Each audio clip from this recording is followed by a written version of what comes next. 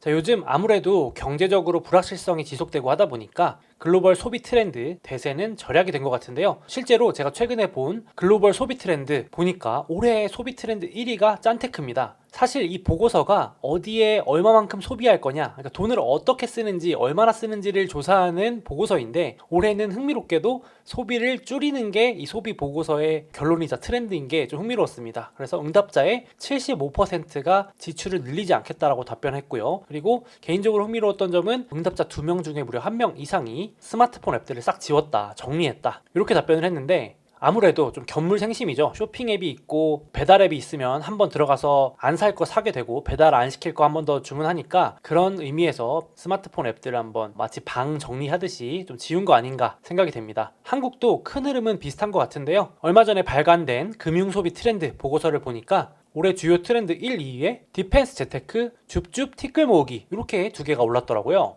그래서 개인적으로 용어가 좀 흥미로워서 궁금해서 좀 더 자세히 살펴봤는데요. 말 그대로 디펜스입니다. 올해는 재테크를 하긴 하더라도 최대한 보수적으로 하자. 그러니까 가지고 있는 걸 어떻게든 지키면서 좀 보수적으로 운용하자, 이런 의미에서 디펜스 재테크가 올해 트렌드로 이어지고 있는 것 같은데요. 그래서 확실히 올해는 기대 수익률이 좀 낮더라도 유동성 확보가 잘 되는 자산, 어떤 일이 어떻게 생길지 모르니까 빠르게 현금화할 수 있는 그런 자산들이 많이 인기가 높아졌다고 합니다. 쉽게 말해서 덜 벌더라도 올해만큼은 좀 안전하게 가겠다는 거죠. 특히 눈에 띄는 점이 이 재테크만큼은 포기 못한다는 점이었는데요. 확실히 경기가 어렵고 지갑이 얇아지더라도 재테크에 대한 중요성, 인식은 확실히 높아진 것 같습니다. 그러니까 올해 소비 지출 절약을 1순위로 삼았지만 그래도 소액이더라도 나는 재테크를 하겠다, 이런 응답 이 상위권에 올라왔고요. 고수익 투자 상품 활용 이런 건 순위권 확 내려간 거 보이시죠? 이렇게 되는데, 근데 왼쪽 보시면 내가 극단적으로 무지출 챌린지, 그러니까 돈 안 쓰고 막 버티는 이런 극단적인 것까지는 참여하기 원하진 않지만 3분의 2가 무지출 챌린지까지는 아니고, 그래도 내가 소액 재테크만큼은 포기 못하겠다 응답이 거의 대다수 3분의 2 이상을 차지한 걸 봐도 이런 의지를 좀 느낄 수 있었습니다. 그래서 여기 보시더라도 저축 여력이 당장 부족해도,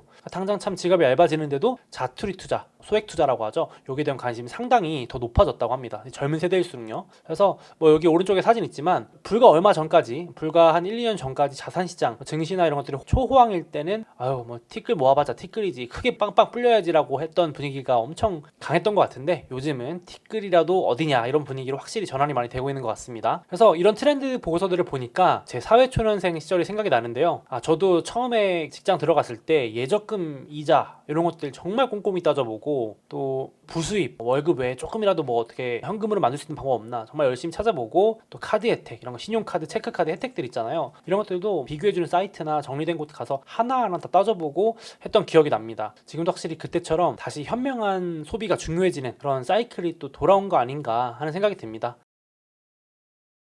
근데 요즘은 이런 것도 있더라고요. 제가 카드를 쓰면은 마일리지가 적립되잖아요. 그 마일리지로 또 투자를 할 수 있더라고요. 사실 저 같은 경우는 원래 이렇게 마일리지 쌓이는 카드를 별로 좋아하지 않았습니다. 왜냐하면 이 마일리지가 쌓이면 또 이 마일리지 갖고 뭘 더 살까 자꾸 고민하게 되더라고요. 이 마일리지에 내 돈 조금만 더 얹으면 요거 살 수 있는데 하면서 또 불필요한 지출로 이어지다 보니까 아예 이거 마일리지 쌓이는 카드 하지 말자, 즉시 할인 이런 거 있잖아요. 할인 바로바로 되는 그런 카드를 좀 선호하긴 했는데, 이렇게 쌓인 마일리지 가지고 소비하는 게 아니고 뭔가 투자로 이어질 수 있게 해준다는 점에서 상당히 괜찮은 것 같습니다. 대표적인 사례로 오늘 잠깐 소개해드릴 미래에셋 현대카드가 있는데요. 앞서 말씀드린 것처럼 이렇게 카드를 사용할 때마다 적립되는 마일리지로 주식을 살 수 있다는 점이 특징입니다. 단순히 일회성으로 끝나는 게 아니라 카드 쓸 때마다 쌓이는 마일리지로 계속해서 주식을 사 모을 수 있기 때문에 이런 부분에서 쏠쏠한 재미도 있지 않나 생각이 됩니다. 1 마일리지는 1원과 똑같이 적용되고요. 1000 마일리지 이상 쌓이면 미래에셋 증권 어플이죠, M스탁에서 주식 매수가 가능합니다. 그래서 카드 등급이나 실적에 따라서 최대 5%까지 적립이 가능한데요.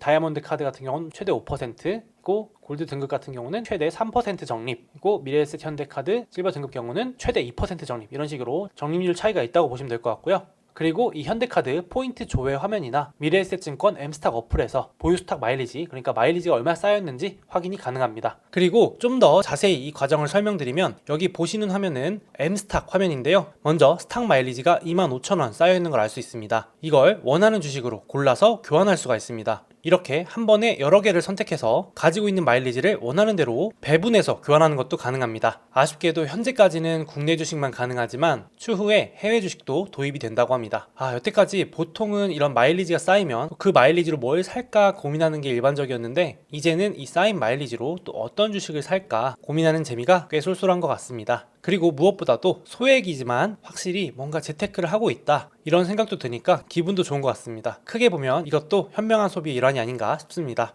마지막으로 오늘 소개해드린 미래에셋 현대카드에서 런칭 기념 이벤트를 진행한다고 하는데요. 최대 12만원의 마일리지 지급부터 애플페이 이용 시 1만원 캐시백 이벤트도 진행한다고 하는데요. 혹시 카드 쓰고 받은 마일리지를 투자에 활용할 수 있는 미래에셋 현대카드에 관심 있는 구독자분들께서는 눈여겨보셔도 좋을 것 같습니다. 더 자세한 내용은 미래에셋 또는 현대카드 홈페이지에서 확인이 가능하고요. 이 영상에 더보기 혹은 고정 댓글 참고해주시면 감사하겠습니다.